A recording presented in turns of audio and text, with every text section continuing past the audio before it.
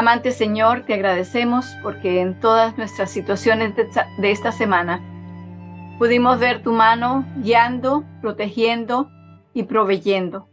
Te pedimos, Señor, que ahora que vamos a dedicarnos a estudiar tu palabra un rato, que tu Espíritu Santo sea el que nos enseñe, el que abra nuestras mentes, nuestras memorias y nos ayude a comprender.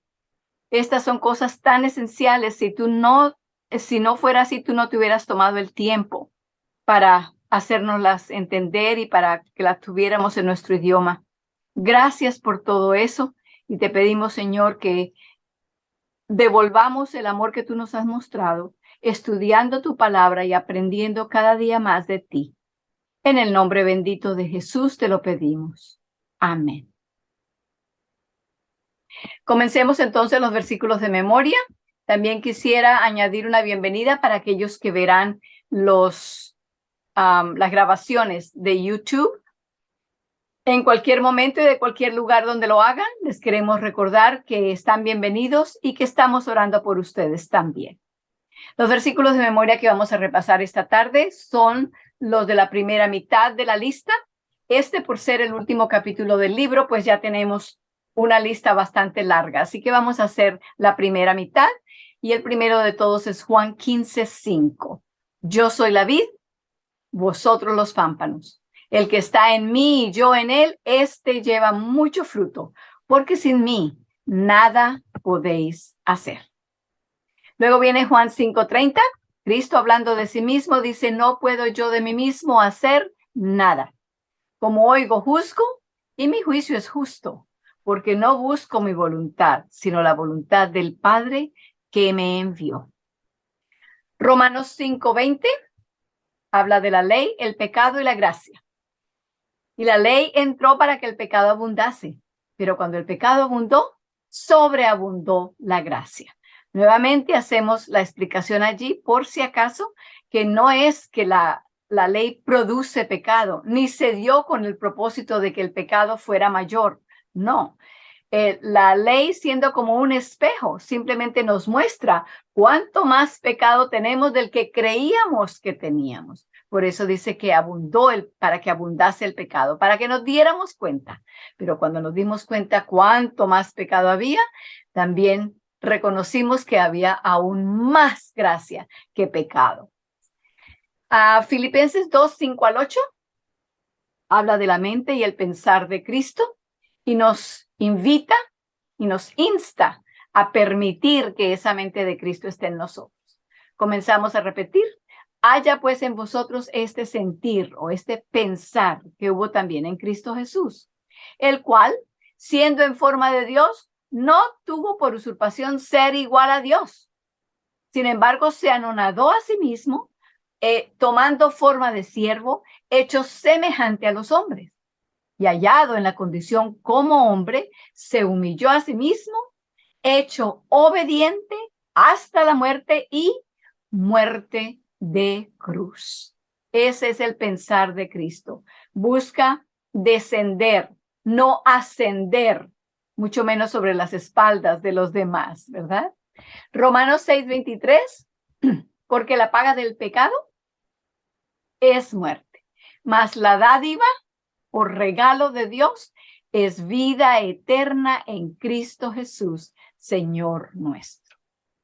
Luego viene Jeremías 29:11 y nos habla de lo que Dios piensa.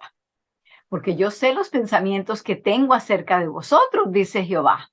Pensamientos de paz y no de mal, para daros el futuro esperado. El futuro que Él espera, el plan que Él tiene para cada uno de nosotros. Tiene un propósito y quiere que nosotros le permitamos que Él lo alcance. Pero tenemos que permitirle para que Él pueda llegar al punto donde lo pueda llenar todo y en nuestras vidas y cumplir el deseo que Él tenía cuando nos creó. No solamente hablo de la creación de la humanidad, sino como individuos también. Él tiene un propósito para cada uno de nosotros. Gálatas 5:6, porque en Jesucristo ni la circuncisión vale algo, ni la incircuncisión, sino la fe que obra por amor. Luego viene la definición de la fe. Fe es el confiar o esperar que la palabra de Dios hará lo que ha dicho. Y es el depender de que la palabra de Dios por sí misma hará lo que ha dicho. Eso lo estudiamos en el capítulo 7 del libro, en la página 97. Dos más que se refieren al santuario. El primero es Éxodo 25:8. Y hacerme han un santuario, y yo habitaré entre ellos. Y luego viene Primera de Juan 1:9, también se refiere al santuario. Recuerden que en el atrio, la parte de fuera, habían dos muebles muy importantes, y solo dos. El altar del sacrificio, y luego enfrente de ese había la fuente. Este versículo de Primera de Juan 1:9 nos revela exactamente el oficio, el funcionamiento tanto del altar como de la fuente. Y dice, si confesamos nuestros pecados, Él es fiel y justo para perdonar nuestros pecados. ¿A base de qué? A base del sacrificio de Cristo que estaba representado en el altar de los sacrificios. Y luego sigue diciendo, no solamente para perdonar nuestros pecados, sino limpiarnos de toda maldad. Allí está la función de la fuente. Y Cristo quiere hacer los dos. Tenemos que permitírselo, ¿verdad? Entonces, quiere perdonar nuestros pecados, necesita porque no tenemos perdón de ninguna otra parte, y limpiarnos de toda maldad. Luego entonces vamos a los últimos que hemos escogido, porque son los más frescos y los que todavía nos estaremos aprendiendo, creo yo. Entonces esos son de Gálatas 2, 20 y 21. Con Cristo estoy juntamente crucificado y vivo. No ya yo, mas vive Cristo en mí. Y lo que ahora vivo en la carne, lo vivo por la fe del Hijo de Dios, el cual me amó y se entregó a sí mismo por mí. El versículo 21 entonces dice, no desecho la gracia de Dios, porque si por la ley fuese la justicia, entonces por demás murió Cristo. Si nosotros pudiéramos ser justificados por nuestras obras, por guardar, por obedecer, por seguir, por hacer cualquier cosa nosotros mismos, entonces, ¿para qué tenía que venir Cristo, verdad? Así que no cancelemos su venida en tratar de hacer algo para comprar la salvación que Él ya nos dio libremente, gratuitamente. Entonces, el último que tenemos en la lista es el de Mateo 5:16. Posiblemente muchos ya no lo sabemos de memoria.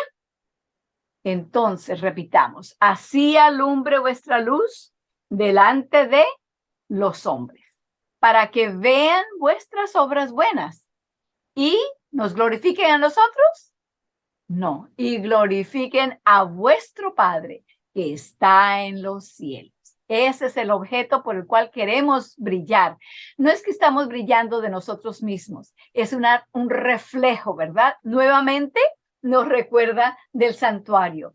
El candelabro que había allí brillaba y tenía luz, y era la única luz que había en el santuario, pero su luz se reflejaba en las paredes que eran de oro pulido. Y entonces así hacía que todo el santuario tuviera luz con el candelabro de 7 brazos solamente. Así que en esa misma forma nosotros podemos cumplir la función de reflejar la luz del carácter de Dios. Y entonces cuando los demás vean a Cristo en nosotros, van a adorar a Cristo, no a nosotros. Nosotros no necesitamos alabanzas de ninguna clase. Gloria a Dios por eso. Entonces ahora vamos a entrar en el estudio del capítulo. Como decíamos, estamos en el último capítulo, que es el capítulo 18 del libro. Habíamos llegado hasta la página 264 y quisiéramos empezar de allí precisamente. Vamos a leer la cita que está allí del libro Testimonios para la Iglesia, página 358. Este es el volumen o el tomo número 5. Vamos a leerlo todos seguidos sin leer los comentarios que hay en medio. con eso entonces entramos en el tema que estábamos estudiando la última vez. Y dice así: mientras que los que dudan hablan de las imposibilidades, mientras tiemblan pensando en las elevadas murallas y los fornidos gigantes, adelántense los que como el fiel Caleb tienen otro espíritu. Está refiriéndose a Josué y Caleb, los espías, los únicos dos que dieron un informe positivo, y los otros 10 dieron un informe negativo, y la gente les creyó a los 10 y comenzaron a quejarse, y entonces terminaron teniendo que regresar al desierto a vagar hasta que hubiera pasado esa generación. Seguimos la cita.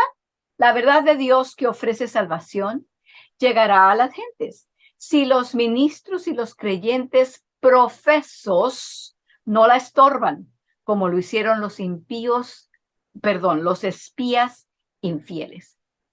No queremos, ninguno de nosotros, Dios no permita que nunca ninguno de nosotros vayamos a servir de espía infiel, ser parte de los 10, sino que siempre busquemos dar un testimonio positivo en cuanto a Dios, en cuanto a su palabra, en cuanto a su verdad, en cuanto a lo que ha hecho en nosotros, que seamos como Josué y Caleb. Sigo leyendo entonces la cita. Nuestra obra es agresiva o atrevida.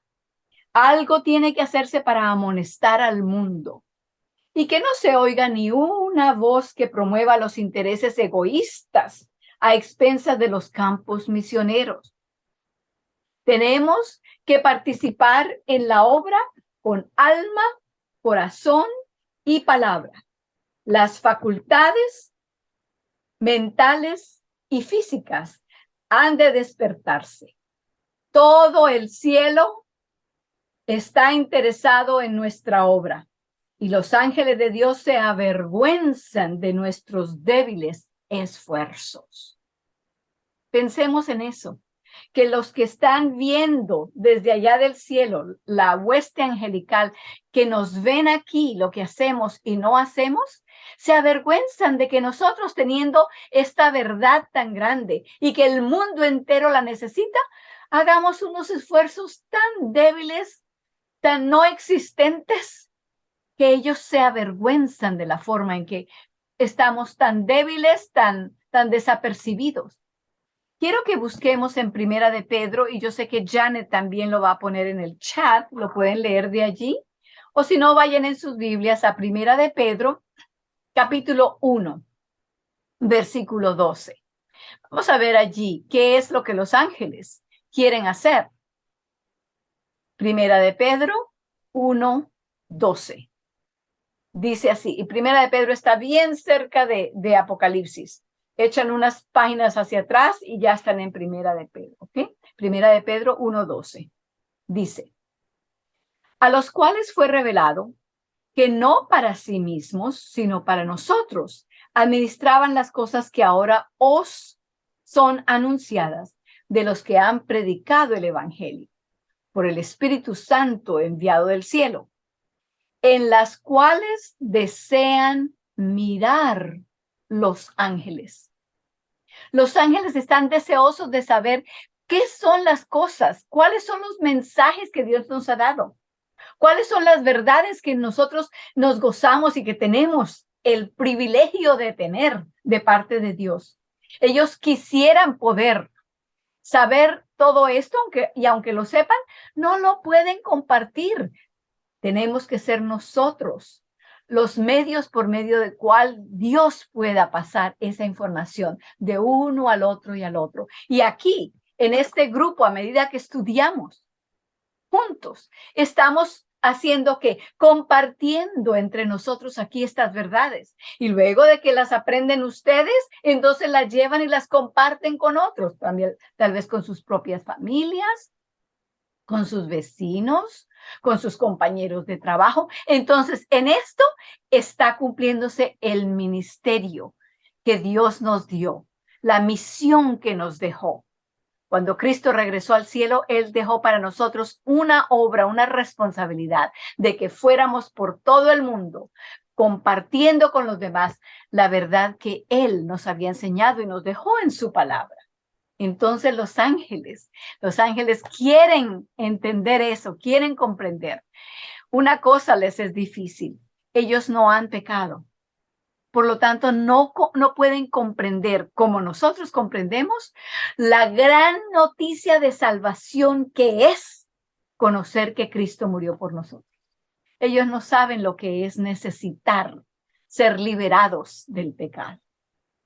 Volvemos entonces a nuestro libro. Estamos en la página 264, en la parte inferior. ¿Oíste esto? Ángeles de Dios se avergüenzan de nuestros débiles esfuerzos. Deberíamos ser nosotros los que sintiéramos vergüenza. Antes de seguir leyendo sobre Caleb, tal vez estés pensando, ¿qué puedo hacer yo? No me preguntes a mí. Cae de rodillas y pregúntale a Dios. Todos tenemos un llamado, incluyendo las mujeres. Hay una cita en particular que me gustaría compartir sobre las mujeres y la necesidad de ellas en esta obra final. Esta cita viene traducida directamente del libro Daughters of God o Hijas de Dios, página 19, y dice así: se necesitan mujeres que no se den importancia a sí mismas, sino mansas de modales y humildes de corazón, que trabajen con la mansedumbre de Cristo. Doquiera encuentren algo que hacer para la salvación de las almas.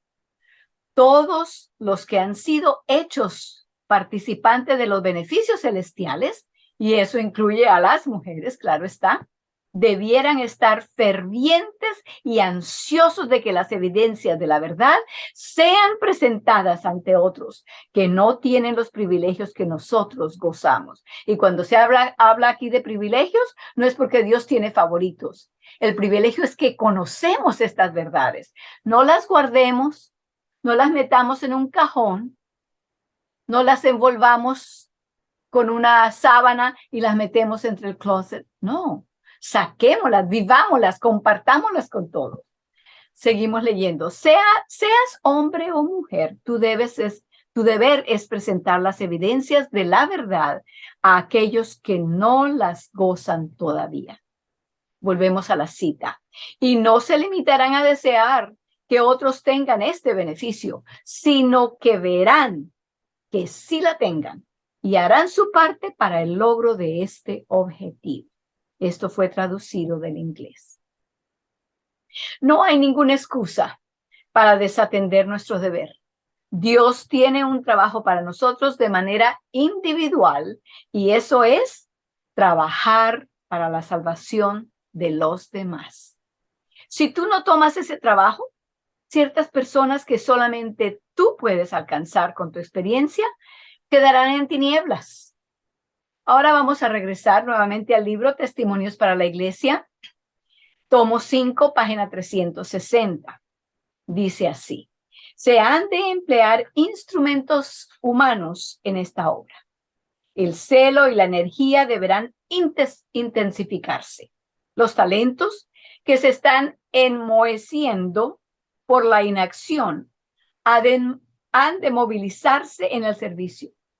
La voz propensa a decir, esperad, no permitáis que os impongan cargos.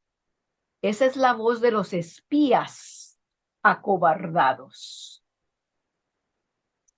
Regresamos ahora al comentario. Dice, hay gente que te dice que no tienes que hacer ningún trabajo misionero,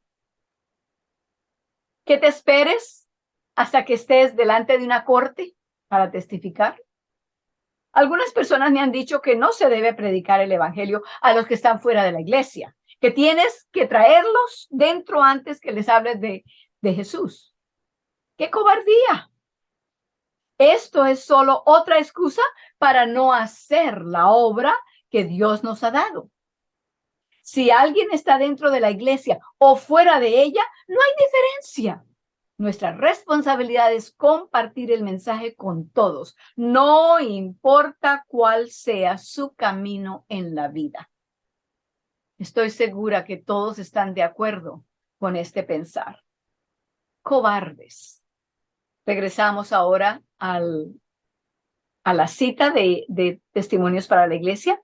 Ahora necesitamos hombres de la talla de Caleb que tomen la delantera, caudillos en Israel que con valerosas palabras den un informe vigoroso en favor de la acción inmediata. Hago allí una pausa porque esas palabras precisamente son las palabras usadas para este último capítulo del libro. Se llama un llamado a la acción inmediata. No solamente un llamado a la acción, sino a la acción inmediata. Seguimos leyendo. Cuando el pueblo egoísta, amante de la comodidad y asustado por grandes gigantes y murallas impenetrables, clama para retirarse, que se oiga entonces la voz de los que son como Caleb. Aunque los cobardes estén de pie con piedras en las manos, listos para atropellarlos por causa de su fiel testimonio. Recordemos la historia que leímos allá en el Antiguo Testamento, en el libro de Números, cuando estudiamos lo que sucedió allá, cuando los espías regresaron. Josué y Caleb hablaron a favor de Dios y dijeron, sí podemos ir. Los otros hablaron y dijeron, no se puede, las murallas son muy altas, los hombres son gigantes, la tierra se traga a la gente, etcétera, etcétera. Y dijeron, no podemos. Ese espíritu no es el espíritu que Dios quiere poner en nosotros. Los que dieron ese testimonio, ese reporte negativo, y la multitud que les creyeron a los 10, buscaron apedrear a Josué y a Caleb, ¿recuerdan? Por eso aquí se refiere a eso. Cuando tú sientes el llamado de Dios y Dios te muestra la oportunidad para hablar con alguien, para compartir con alguien, no te pongas a estar pensando si me van a caer a pedradas, si me van a recibir bien, si no me van a volver a hablar. No, recuerda, esta persona está caminando enfrente de un tren que viene a toda prisa. No te dé miedo de decirle, quítate. Es peligroso. Tu vida está en peligro. Eso es lo que estamos haciendo cuando estamos compartiendo lo que Dios nos ha dejado para compartir con los demás. Su verdad. Seguimos leyendo. Esto es lo que necesitamos ahora mismo. Calebs que tomen la delantera. Calebs que den un informe vigoroso en favor de la acción inmediata. Estamos ahora en la página 266 y dice, inmediata significa ahora mismo, no mañana. No significa cuando haya pagado todas mis deudas. No significa cuando haya encontrado a una joven encantadora o a un joven apuesto para trabajar conmigo en mi ministerio. No, significa ahora mismo. Señor, úsame ahora mismo. Si avanzamos adelante a realizar lo que el Señor nos ha llamado a hacer, Él tomará cuidado de nuestras necesidades siempre y cuando avancemos en fe. Alonzo T. Jones, en 1893, en el libro General Conference Bulletins o Boletines de la Conferencia General, página 181, cita esta declaración que acabamos de leer de Elena de White y luego hace los siguientes comentarios. Leamos. ¿Quién entró a la tierra de Canaán? Así comienza el comentario. Bueno, ya nosotros sabemos la respuesta. De los adultos mayores de 20 años, en esa gran multitud que salieron de Egipto y que estuvieron presentes en el primer intento para entrar a la tierra prometida, solamente 2 almas, 2 de ellos entraron en la tierra de Canaán. Seguimos la cita. Los hombres que dijeron que podían entrar, ellos fueron. Y puesto que Dios estaba con ellos, entraron en la tierra mientras que todo el resto cayó en el desierto. Ellos fueron con sus hermanos, que perecían mientras vagaban debido a su incredulidad durante 38 años. Pero Dios había prometido entrarán. ¿Quién entrará a la tierra ahora? ¿No se nos ha leído el testimonio de que así como Israel estaba en las fronteras de Canaán, así estamos nosotros? Si ese fue el testimonio de 1893, ¿dónde estamos nosotros hoy? En el año 1888 llegaron a los bordes de la tierra prometida y hubo dos hombres, Alonzo T. Jones y Elliot J. Waggoner, que como Josué, yo debería decir Elliot J. Waggoner, que como Josué y Caleb dieron un reporte positivo. Ellos dijeron, podemos entrar y podemos hacerlo ahora mismo. Y el pueblo los apedreó. Quiero agregar allí que esto es figurativamente. No agarraron piedras reales en las manos para tirarles, pero el trato que recibieron fue igual que piedras. Seguimos leyendo. Y la iglesia tuvo que regresar a vagar por el desierto. En el año 1899, Stephen Haskell dijo que Elena de White había declarado lo siguiente casi una década antes. Leamos. Si el pueblo de Dios se hubiera puesto a trabajar tal como deberían de haber trabajado después de la reunión en Minneapolis en 1888, el mundo podría haber sido advertido en 2 años y el Señor hubiera regresado. Hay una nota en la parte de abajo de esa página, una nota explicatoria. Quiero leerla porque tiene que ver con lo que acabamos de leer. Dice así, Stephen Haskell citó ese testimonio en 1899. Lo citó de memoria como una declaración de Ellen White, publicada en el Boletín de la Asociación General de 1892. No obstante, en ese año no hubo sesión de la Conferencia General. Esta cita debe ser verificada por el Patrimonio White. El autor de este libro ha usado esta cita porque cree que es una declaración genuina de la pluma de Ellen G. White, debido a su similitud en estilo y de escritura y espíritu de pensamiento con todos sus otros escritos. Existen varias citas similares de Elena de White que también afirman que el tiempo habría sido corto si la iglesia hubiera recibido el mensaje de justicia por la fe en 1888.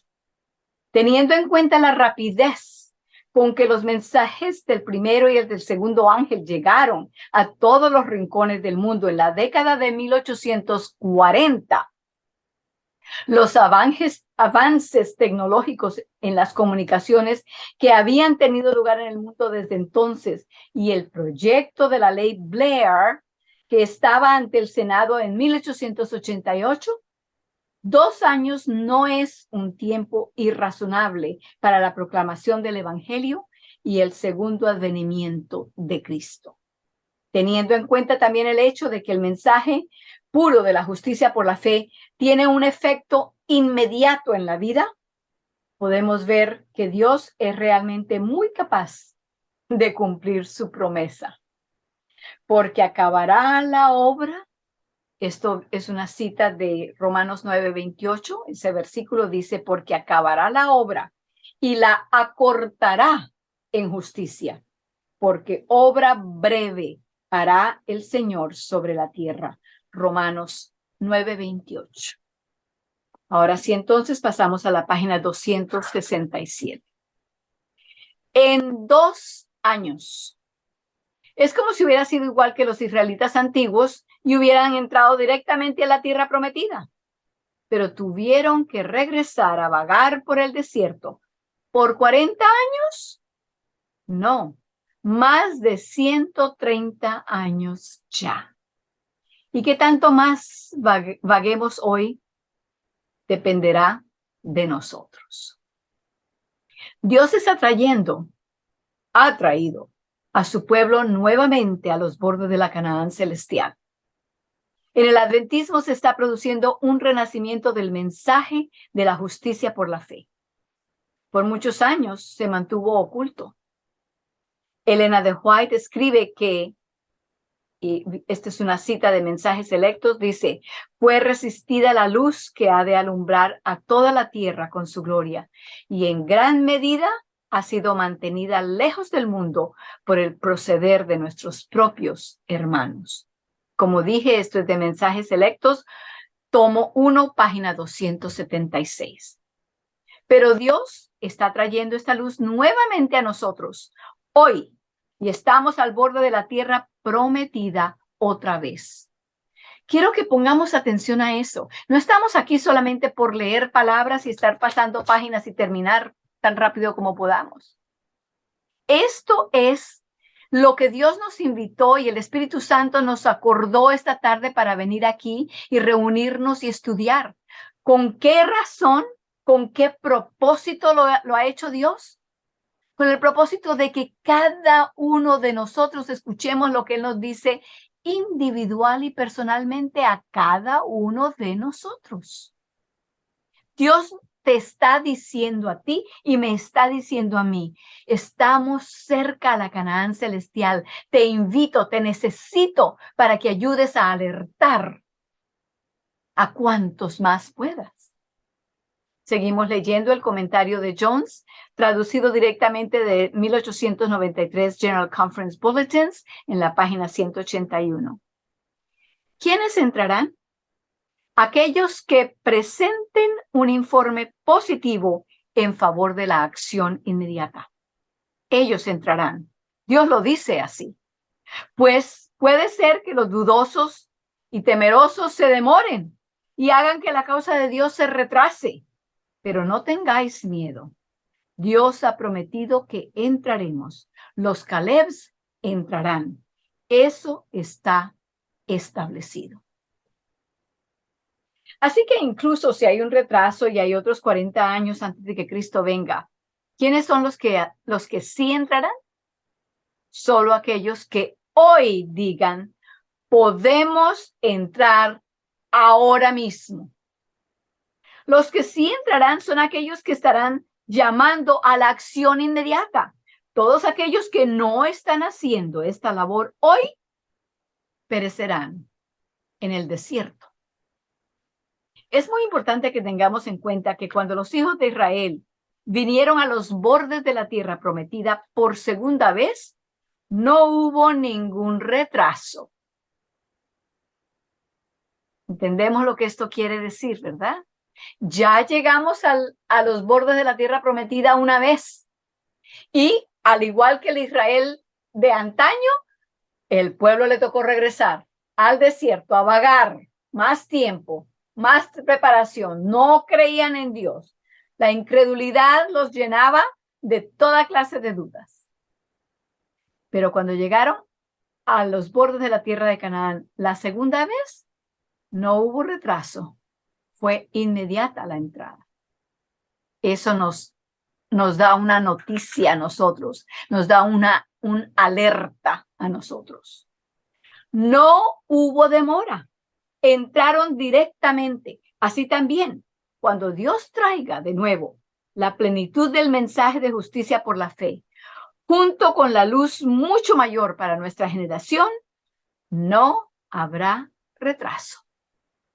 Esta vez el pueblo fiel de Dios no regresará al desierto, sino cruzarán el río Jordán y entrarán directamente.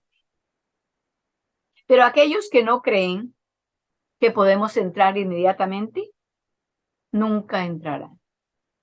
Porque basados en la afirmación de que Cristo hubiera venido en tan solo en unos pocos años después de 1888, y siendo que este mensaje avanza con el poder que se ha prometido que le acompañará, entonces hará una obra muy breve.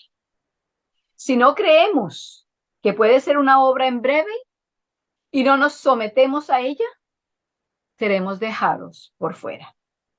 Solo aquellos que llamen a la acción inmediata entrarán. ¿Quieres ser encontrado siendo un siervo infiel? Ese es el que dice: mi Señor retrasa su venida.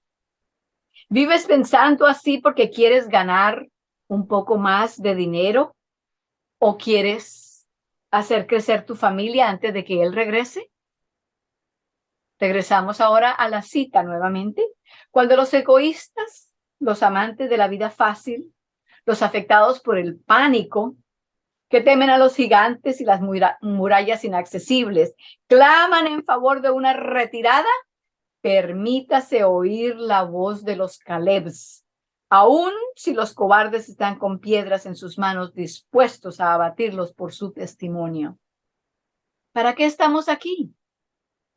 Hemos tenido o aprendido en nuestras lecciones hasta ahora que no debemos temer a todos los poderes en este mundo, ni a los poderes de los enemigos que permanecerán en contra de nosotros y en contra de la causa de Dios.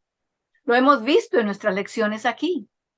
Ahora esto nos lleva al punto donde debemos permanecer fieles al mensaje de Dios y no tener miedo aún de los cobardes adventistas del séptimo día. Y aquí se hace énfasis en esto porque estas palabras fueron escritas para miembros de la Iglesia Adventista del Séptimo Día. Pero no pensemos, no, ya yo, como yo no soy de ese año, como yo ahora vivo en otra época, o como yo soy de otra iglesia, pues eso no es para mí. No, esto le habla a todos los cristianos o los que se llaman y se dicen ser cristianos. No esperemos que todos van a estar a favor nuestro. Recuerden, de los espías habían 12. Solamente 2 hablaron la verdad y no tuvieron miedo. Pero habían 10 que estaban en oposición, más todo el pueblo. No esperemos que vamos a tener un camino fácil. No es un ministerio ni una labor de camino fácil. No es. Seguimos leyendo en la cita. Ahí es donde Dios quiere que permanezcamos. Él quiere que sepamos cuál es el mensaje de ahora. Él quiere que demos el mensaje ahora tal como es. Y si hay quienes os abatirían con piedras o palos en sus manos y os denigrarían o algo por el estilo, dad gracias a Dios que ahora es el momento de la acción inmediata. Como decíamos, esto venía de ese sermón de 1893. Realmente pido a Dios en oración que estas palabras se ahonden en nuestras mentes, porque Dios realmente necesita solo 2 o 3 almas fieles para realizar el trabajo en muy poco tiempo. Pero si no estamos dispuestos ahora a ser instrumentos en las manos del Señor en la obra final, si queremos aplazar las cosas un par de semanas o meses o incluso años, para cuando nos entreguemos a Él, puede ser demasiado tarde. Y quiero aquí agregar lo siguiente, que esto no está hablando aquí de motivación por miedo. Mira que si no estás listo te va a pasar esto y te va a pasar lo otro y ten cuidado y te vas a arrepentir. Esa no es la forma en que Dios nos llama. Pero Dios siempre nos dice, ok, aquí están las decisiones, las opciones que tienes. Con esta opción, los resultados son así y así. Con esta otra opción, los resultados son estos y aquellos. Esa es la forma en que nos está hablando. No nos está diciendo, y ponte a ver si no te voy a caer en sí. No, no es por miedo. Dios no nos habla ni por obligación, ni por fuerza, ni por miedo. Sigo leyendo. Será demasiado tarde si nos esperamos. Él habrá terminado el trabajo con solo unos pocos individuos, porque Dios acabará la obra y la acortará en justicia y terminará antes de que nos demos cuenta. Pero cuando se acabe, haremos este amargo lamento. Y viene de Jeremías 8:20. Dice así: pasó la siega, terminó el verano y nosotros no hemos sido salvos. Nuevamente, eso viene de Jeremías 8:20. Tu responsabilidad afectará a muchas almas para lo peor. Sin embargo, parece haber un problema con estas palabras, acción inmediata, porque aparentemente hay grandes gigantes en el camino. Hay asuntos de organización que parecen tan grandes. ¿Cómo podíamos lidiar con toda esta política de la iglesia y aún así llevar el mensaje fuera? ¿Cómo hacemos frente a la falta de fondos necesarios para la promulgación del mensaje? El dinero no significa nada para Dios, especialmente en los últimos días. Si Él está esperando derramar su Espíritu Santo para que así podamos hacer la obra, entonces Él mismo suplirá todo recurso que se necesite para terminar esa obra. ¿Creemos esto? ¿O son solamente palabras? Ay, tan bonito que suena. Ay, sí. No. Esto es de creerlo con todo el corazón para que no tengamos miedo y nos sintamos, bueno, falta esto, falta lo otro y esto. Ah, entonces no puedo. No. Vayamos al frente como Josué y Caleb nuevamente. Están estos dos ejemplos que tenemos.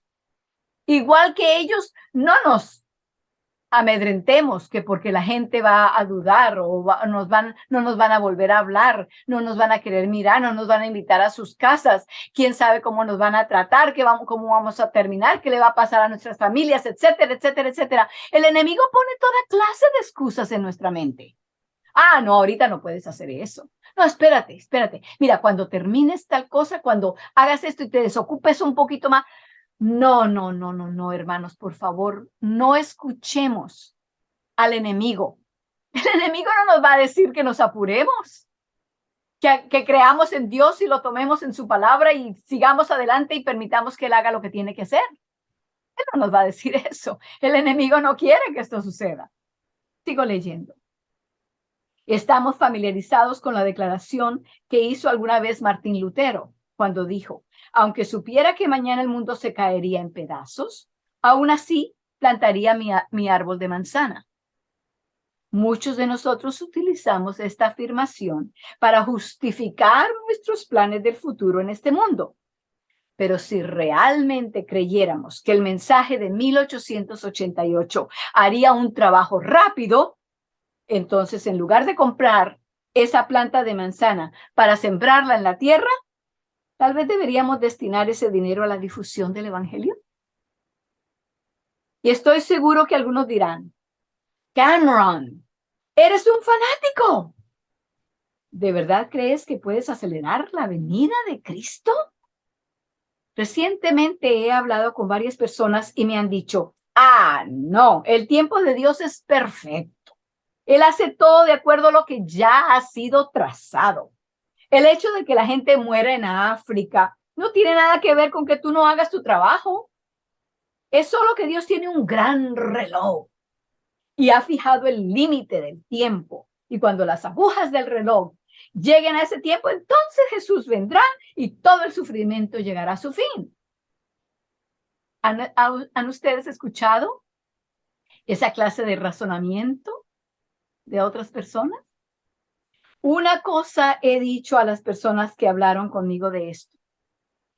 Entonces, el testimonio que dice que es en tan solo un poco de años después de 1888, Cristo hubiera venido. ¿Cómo sería eso equivalente a la venida de Cristo en el 2018 o en el 2031, de acuerdo al cálculo de Dios? No, si ellos hubieran hecho el trabajo en aquel entonces, Él hubiera venido. Si nosotros hacemos nuestro trabajo hoy, Cristo vendrá.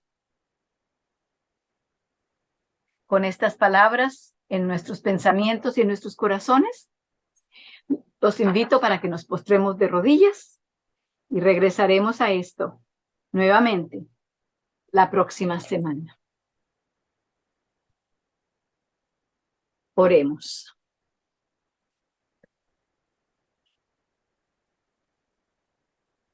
Padre nuestro que estás en los cielos, te agradecemos por tu paciencia, tu perseverancia, porque sigues intentando una y otra vez, llamando a la puerta de nuestros corazones, invitándonos no solamente a que te abramos la puerta y tengamos una amistad y una relación diaria contigo, sino que también nos invitas a que vayamos contigo a todas partes, a que les presentemos al mundo a nuestro alrededor, al grupo bajo el cual tenemos influencia nosotros, cada uno, que les presentemos a ellos el Cristo que murió por ellos también.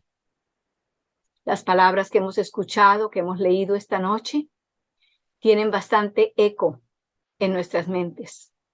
Te pedimos, Señor, que nos ayudes para que no solamente las escuchemos y nos gusten y nos muevan el corazón por unos momentos, sino que sea como una máquina dentro de nosotros, que nos impulse a vivir para ti cada momento de cada día. Pedimos esto para cada uno de los que estamos aquí esta noche en el grupo, así como también para aquellos que verán la grabación más tarde, tal vez en nuestro propio país o en muchos otros países, Señor. Abre sus corazones y ayúdalas a entender que para ellos también es el llamado a la acción inmediata. Te lo agradecemos en el nombre bendito de Cristo Jesús. Amén.